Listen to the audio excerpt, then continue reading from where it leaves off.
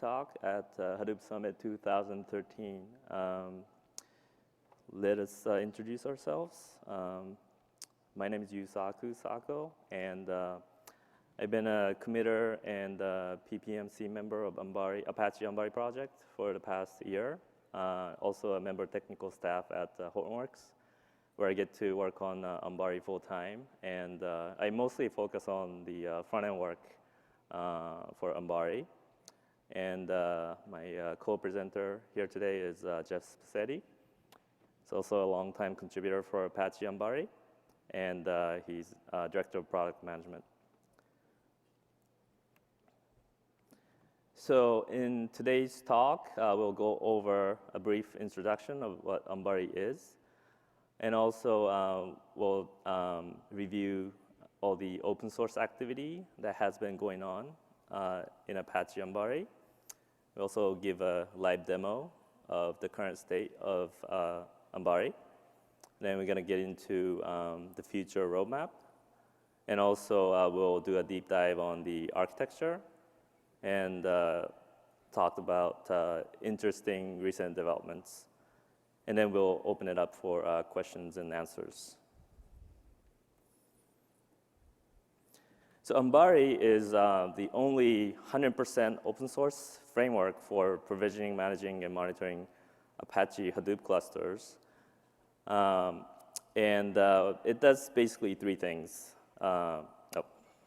So provisioning for Hadoop operators, it simplifies deployment across platforms. Ambari provides a very easy to use, intuitive wizard-driven cluster install experience. And it could be used to quickly deploy a Hadoop cluster of any size. You can do a single node installation or tens, hundreds, thousands of Hadoop servers in the cluster. And it also works in cloud environments, virtual and physical as well. And it also provides a management interface, which is basically a single point for all your cluster operations, and provides an abstraction layer for dealing with all the, basically takes away all the Hadoop complexity to make Hadoop management easier, and also provides advanced configurations and host level controls. So you don't have to SSH into each of your nodes to do Hadoop operation tasks. Also, it provides a monitoring capability, gives the user visibility into key cluster metrics. And we're going to get into a demo a little bit later, but provides all the alerts when things go wrong in the cluster at the service level as well as at the host level. And also provides heat maps and things like that, so you can easily see what's going on in your cluster. So as I said earlier, Apache Ambari is 100% open source. And we have a very active and growing community. So far, we've had more than 50 contributors, and we have a couple dozen committers actively contributing to the project on a daily basis. And also, we have Apache user group meetup members. Yesterday, when I checked, we had over 140 people, so there's a lot of interest. And in terms of progress, Apache Ambari has been making a very steady progress with a very short, fast release cycle. And as you can see, the first release version was 09, and basically the pre-release version of that was debuted at Summit last year, and more than 400 JIRAs were committed to make that release. And since then, had a bunch of releases in the 1.2 line. So, and every release, as you can see, basically a monthly release cycle with hundreds of JIRAs being resolved for each one. At the present time, we're on 1.2.3 version, which is publicly available. And then in today's demo, we'll show you the 1.2.5 version, which will be released in a month or so. So before we get into the demo, I just wanted to give you a very high-level architecture of Ambari. So basically, there's Ambari server, the big green box you see in the middle, is a Jetty server, which exposes a REST API layer for the client. The client can be anything, but Ambari natively provides a web UI, which we call Ambari Web, and it consumes the REST API to do all of its management and monitoring work. It's 100% REST API. There's no hidden private APIs for the Ambari web client. So everything that the Ambari web client can do, if you were to write your own client, you'll be able to do that, and possibly more. And underneath Ambari server acts as sort of an orchestrator for the Hadoop cluster, and it communicates through the Ambari agent. So on each of your cluster hosts, there's an Ambari agent running. And for metrics collection, Ambari by default uses Ganglia. And the gmon-d and gmeta-d boxes that you see, basically that's sort of the plumbing for metrics collection. And also for monitoring, by default, Ambari uses Nagios. But Ambari has a pluggable architecture, so you're not limited to just using Ganglia or Nagios. But by default, Ambari works really well with these. So let us give you a quick demo.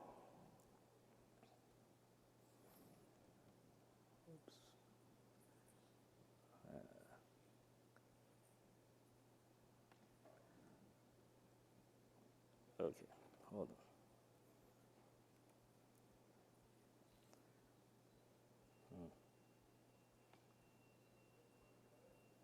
Okay. So what you're seeing here is Ambari version 1.2.5. It's, like I said, it's going to be released in a month.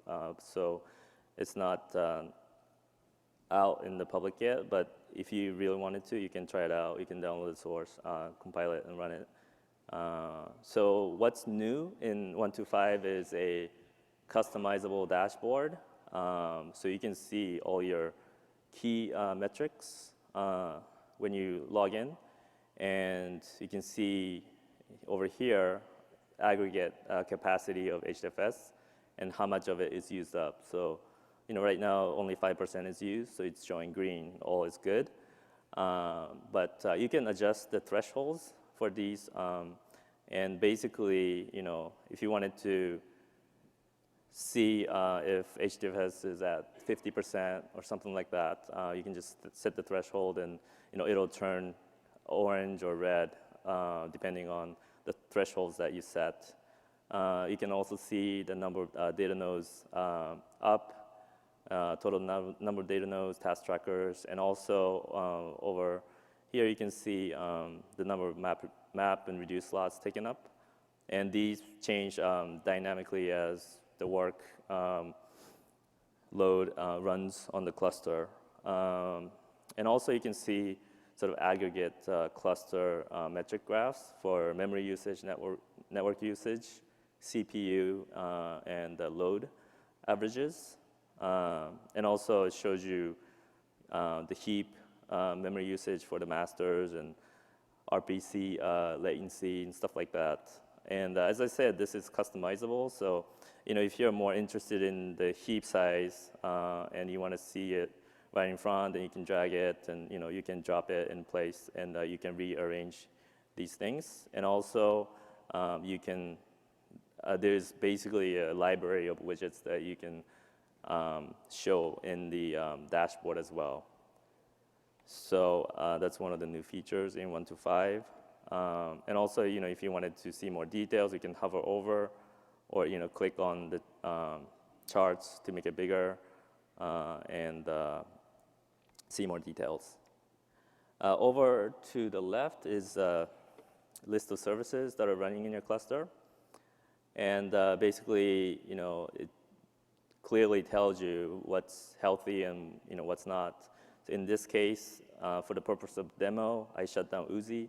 That's why you see it in red, because it's not running. So say Uzi just goes down, and I see this and says there's one alert. So I click on it. You can see all the alerts that are being run against Uzi, and the status check failed. And this happened about 12 hours ago. So you can quickly see all these alerts, and this is being done through Nagios.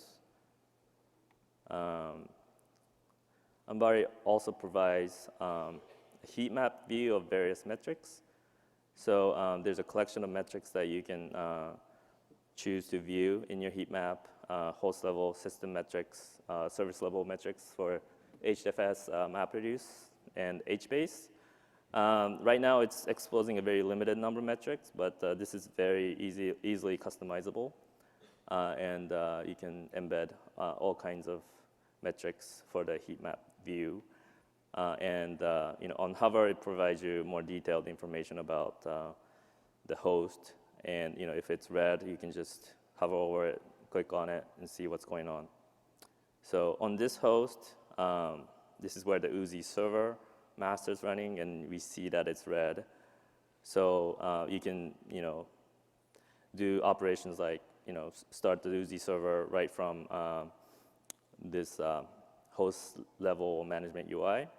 And you can also see all the components that are running on that host, and they're all good.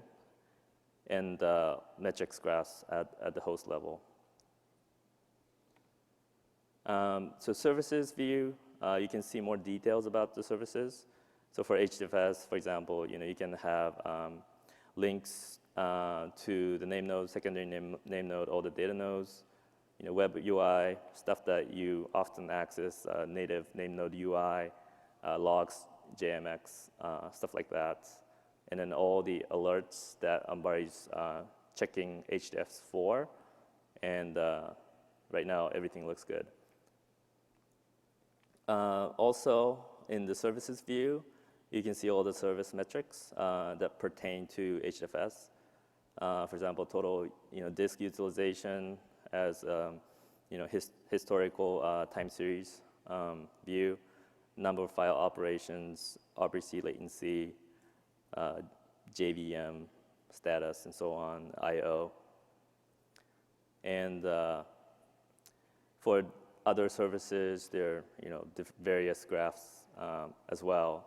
Right now, it's not running any interesting load, so all these graphs, maps running, tasks running, is 0. But you can see that it's doing garbage collection and things like that. Also, once you have your service in the service view, you can reconfigure. Basically, Ambari exposes commonly changed or commonly configured metrics for tweaking performance. And for example, you can see all the heap sizes that are commonly adjusted depending on the size of the machine, bunch of directory settings, and so forth. And a number of advanced parameters that you might want to tweak. And if there are any parameters that's not exposed through Ambari, then you can always plug in key value pairs that are valid in, let's say, for MapReduce site, for HDFS core site and HDFS site, so on and so forth.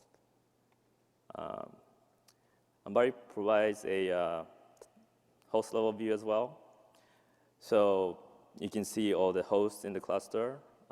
And once again, the one that's running Uzi server, you can clearly see that something's wrong here, and you click into it, and you get the same view.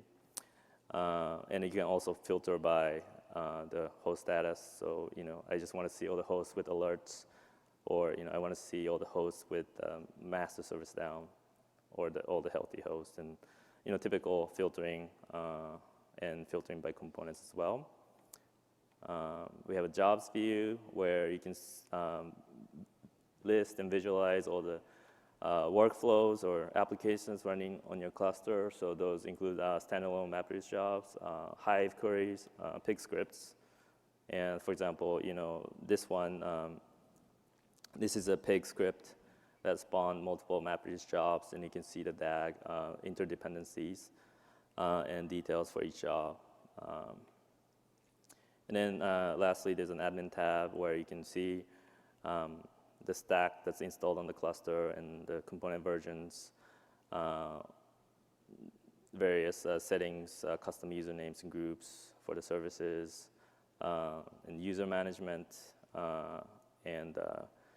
And this is something that is still being hardened, but Ambari's support for Kerberos-based secured cluster. So Ambari takes some of the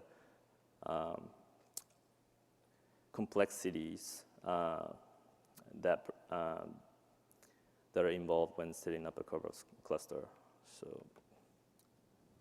let's go back. So at this time, Jeff is going to talk about future of Ambari. All right, thank you. So what we saw in the demo was just kind of there's a whole bunch of features that have been built into Ambari over the past year, and it's just been a lot of effort by the core committers and the team overall being able to kind of move so quickly and innovate in open source with Ambari. But I want to highlight a couple things that are in the near-term roadmap, the kind of like key features that we know the community and people who operate Hadoop clusters want. Just want to kind of give you a sense of where they're at and how we're evolving them and how you can get involved ultimately to help make these things reality in Ambari. So one I wanted to talk about was host group configuration. So, in the demonstration, Yusaku showed the configuration tab and how you can manage all the different properties that are available across all the different Hadoop components and services, whether it's inside a core site or HDFS site or MapRed site. And right now, we handle that as across the cluster, across the service way of setting properties. But in reality, after you've deployed your initial cluster, your cluster changes. You add new hardware, more memory, more disk. Just the settings can be different to take advantage of newer, updated hardware you have in your cluster. So you need a way to actually tailor properties to specific hosts or group of hosts, as well as have properties that are across the entire cluster itself. So this feature is really around host group configuration controls, so you can actually set properties at the host level and be able to push them out. And Ambari will handle storing that away for you and making sure that the properties get propagated to the right hosts, and then we keep those in sync for you. And so in the case here, you could see that some of my data nodes I want to run at a certain heap size because maybe it has less memory. I've just gotten a whole bunch of new data nodes, and I want to take advantage of the more memory they have. I could end up setting that property a little bit higher for specific nodes there. And so, there's a couple Ambari JIRAs out in the public today, so 1509 and 1370. Go take a look at these, because they actually talk about the UI itself of how we're bringing this together inside of the product, as well as the API to support this. So we've already implemented inside of the API everything associated with handling this host-specific type configuration, as well as we handle the versioning of all configurations as they're stored. And so this is going to be coming up in a release that will happen in, we'll bring it for a call in a few months, but it's out there in the community today, and you can go check it out, and it'd be great to get your feedback on it. Another thing that we're doing out in the community is really trying to establish a way to define and show how a cluster gets laid out and the topology of a cluster in terms of a blueprint. And so what this really enables us to do is give people a way to say, this is the way I want to see my cluster laid out, where the different master services go, what configuration each of those master services run, where the different host components are, what configurations they run, how the whole cluster gets laid out. And then ultimately, I should be able to hand that to Ambari, and it goes and installs the cluster per those instructions based on that blueprint. And so what you end up being able to do is make really repeatable installs of clusters, and you kind of can build up a library of a default set of blueprints available to you. And then once we have this standard blueprint available, we can use it in a whole bunch of different places inside of Ambari. You can do it for that install scenario, so you don't have to actually walk through a wizard. You just hand it the blueprint, and it goes and does it for you without having to have any user intervention. We can use it to preload the wizard and set all the configs up for you initially. We can use it at the end of the wizard for you to save a blueprint off so you can recreate that cluster again and again and again. You could have a running cluster, export the blueprint. There's just so many different things we can do out there.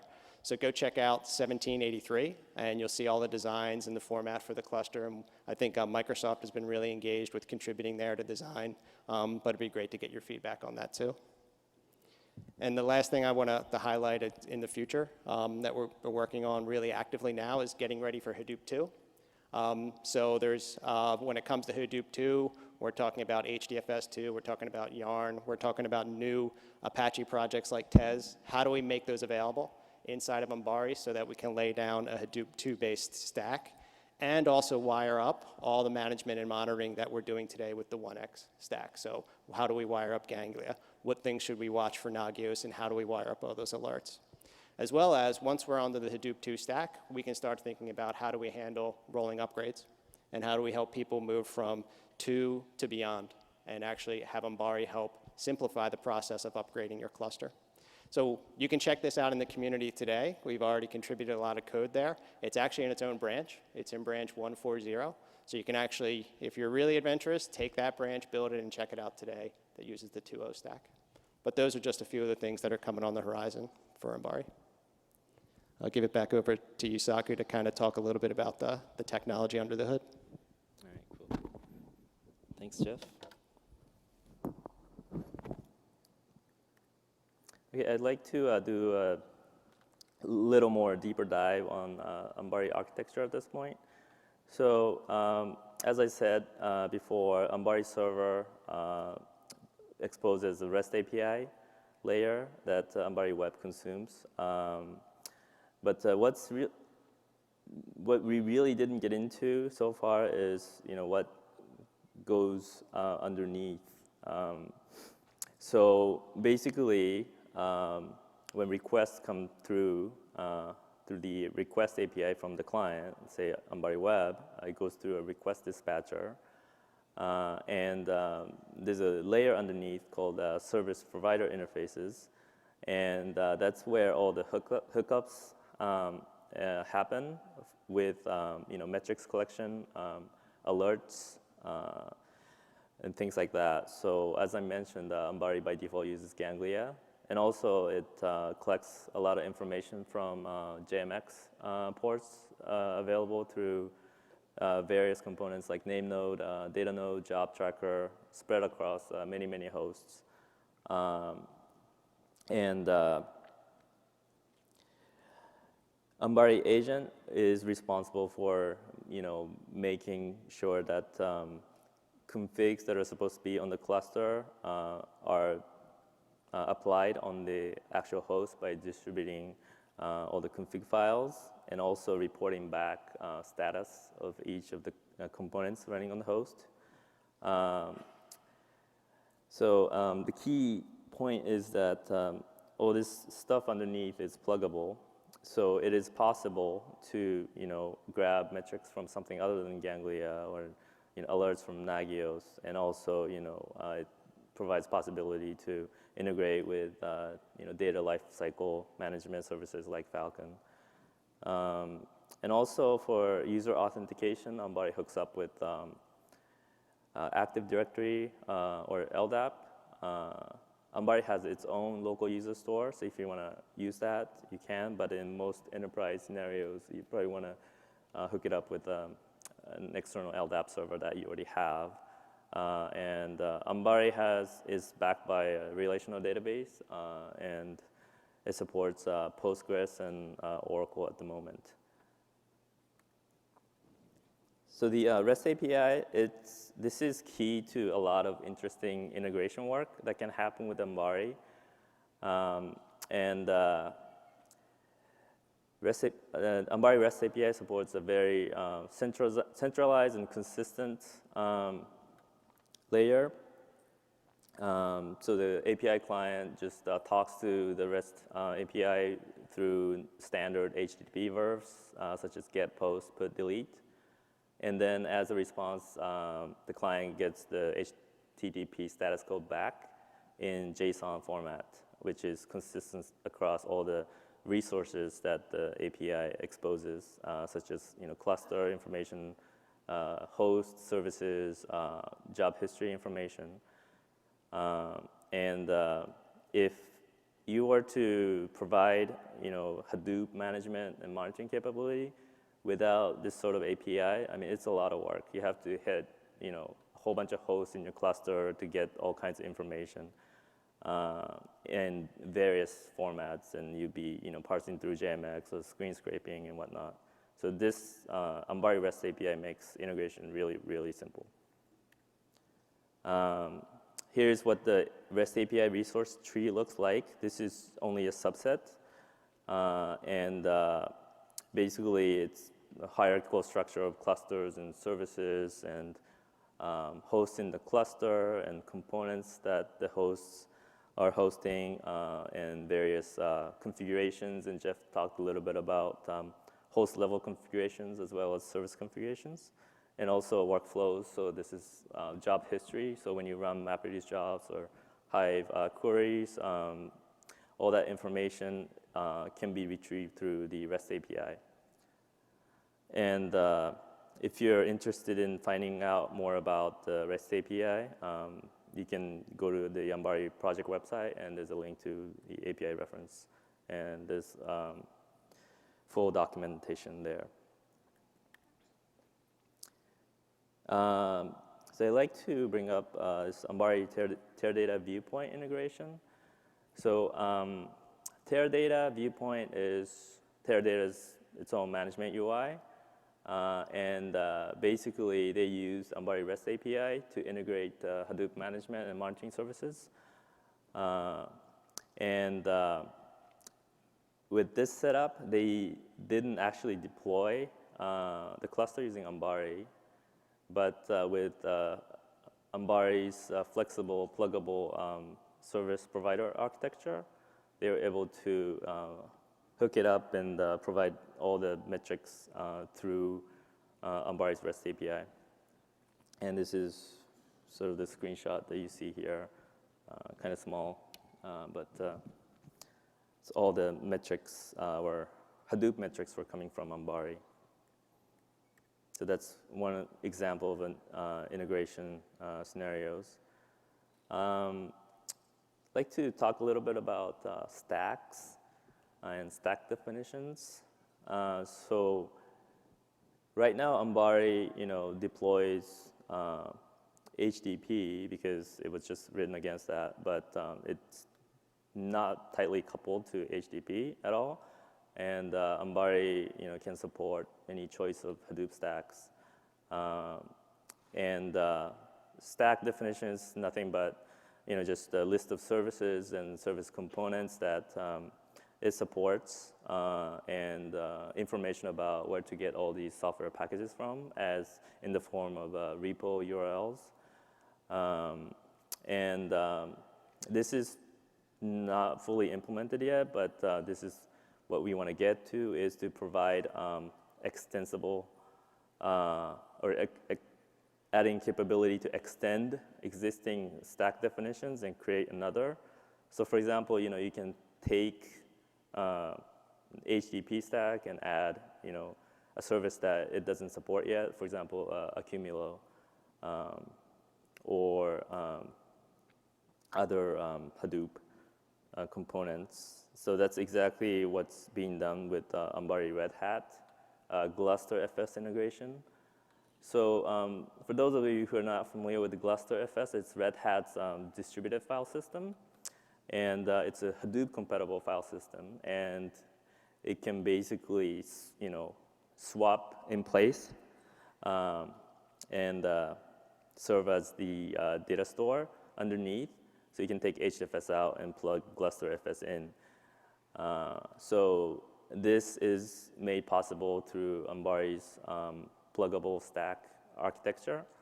And this work is going on in the JIRA Ambari 1817. There's a bunch of sub-JIRAs filed under that. So if you are interested in this work, you can take a look. Also, there's integration work with Accumulo. So Accumulo is basically sort of like big table with cell level security, like secure HBase, so to speak.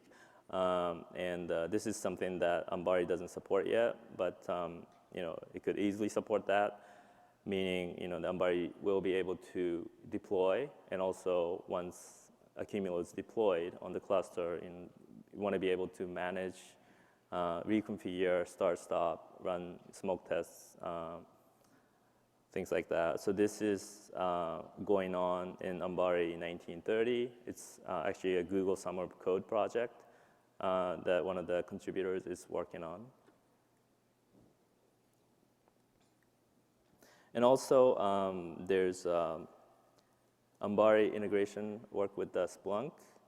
And I don't really have any details or screenshots on that, but you can head over to Splunk's Expo booth and learn about how they integrated Ambari into Splunk's management UI. So that's all we have for the talk. And I'd like to get everybody to be involved with Apache Ambari in one form or another. So you can just visit the project website. The easiest way is just Google Ambari and the first link that comes up. And there you'll be able to find instructions on how to set up your own Hadoop cluster.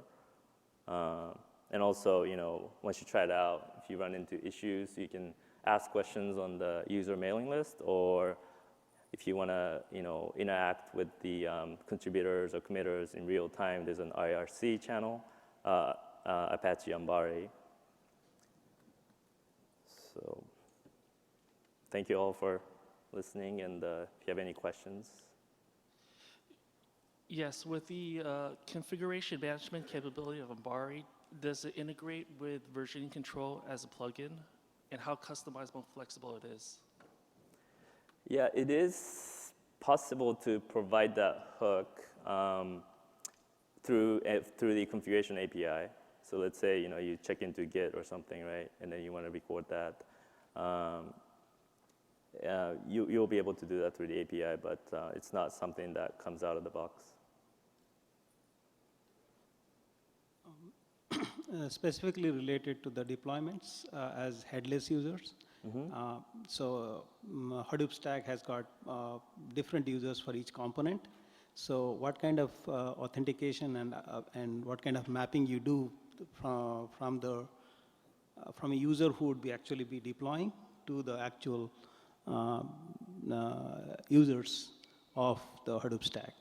How do you do that? Yeah, so when we talk about users, there are typically two different kinds. So there are service accounts, and then there's user accounts. So service accounts, as in which user runs name node and data node and all these components. So Ambari can support creating users locally in the operating system or integrating with an existing LDAP server. So you can define all these service accounts in LDAP, and then use these accounts to run specific Hadoop components under these accounts. And how about the security management related to things like key tabs and things like that? Is it also covered under in Ambari? Yes, so that's actually active area is to have a wizard that can enable security. Currently, what we have right now, it doesn't. Basically, it reconfigures services, but key tab creation and distribution, it's still work in progress.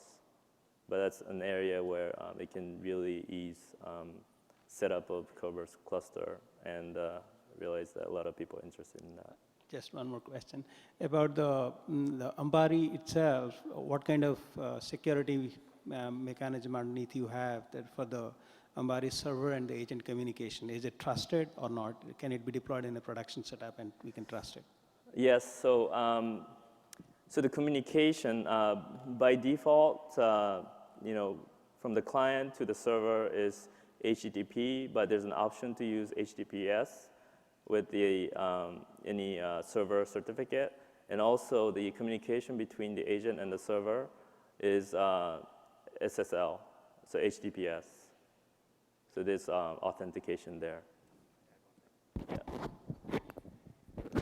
And out on SlideShare, there's actually a presentation on the whole, how agents register with servers and do a two-way certificate exchange so that you can have a secure channel between the agent and server. So you can actually see that out on the SlideShare. And I think there are links from the project site to get to that. Thank you. For Ambari agent, it has an integration with a Puppet, and it seems to be using the Puppet for templating purposes. Do you also use Puppet for any other operations? So Ambari uses Puppet to do some of its operations, but it doesn't use Puppet's master agent architecture. It's just used as sort of like a library to deploy files and start services and create users and things like that. And Ambari's Puppet is completely sandboxed. So if you have your own Puppet deployment, it will not interfere. Thanks. Would it be more efficient to replace the templating engine with Python libraries so that you don't need to carry so much dependencies? Yes, that's something that we've considered, though no active work's being done, but that's a very good suggestion. Thanks.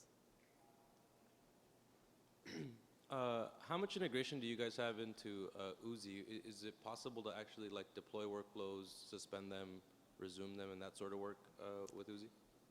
Or is that something you guys plan to add in the future, possibly? So, Jeff, do you have something to add? Yeah, so for right now, what we've done with Ambari is kind of focus on the management of Uzi as a service, start, stop, reconfig. And we've looked at other things like Hue, which has the whole interface as well as the native Uzi interface to do the specific Uzi type capabilities. We've talked about where the lines start crossing between all the things you can find, whether it's HDFS browsing or job management or workflow control and operational stuff. But right now we focused Ambari solely on the operator of the Hadoop cluster, not necessarily the person managing jobs and workflows outside of the diagnostics we have there today. Okay. All right. Thanks. You mentioned about pluggable services in terms of like metrics and data management and whatnot. So this is like, for example, you also mentioned like integration with a Cumulo, so on and so forth. So those ones are pluggable or not pluggable? So for each and every new service in terms of like you're integrating with Uzi or Cumulo or HBase or whatever, you have to do some development, or it's completely pluggable? Well, so basically when you add a new service to the stack, you need to sort of write a wrapper in order to make it manageable via Ambari. So, because Ambari doesn't really know how to, start or stop a particular service that's, being brought on. So yes, there is some work that needs to be done in order to enable management through Ambari. So do you provide, for example, I don't know, instructions, interface, whatever, about how to write wrappers so you can plug in your service? Yeah, that's something that hasn't really been worked on yet, but we plan to do that. Does Ambari supports other distribution like Cloudera, Hadoop? Other Hadoop distributions like Cloudera? Does Ambari supports that? we're running out of time here, but this will be the last question. So, so when we go back to the stack definition stuff Yusaku talked about, we're trying to enable Ambari to support any stack that comes along and people to be able to add services to it. So by default, the one we've implemented is HDP, but we've designed it to support other stacks. So we looked at the community to try to make stack definitions available and really exercise that capability. Thanks. Well, thanks everybody. Enjoy the show.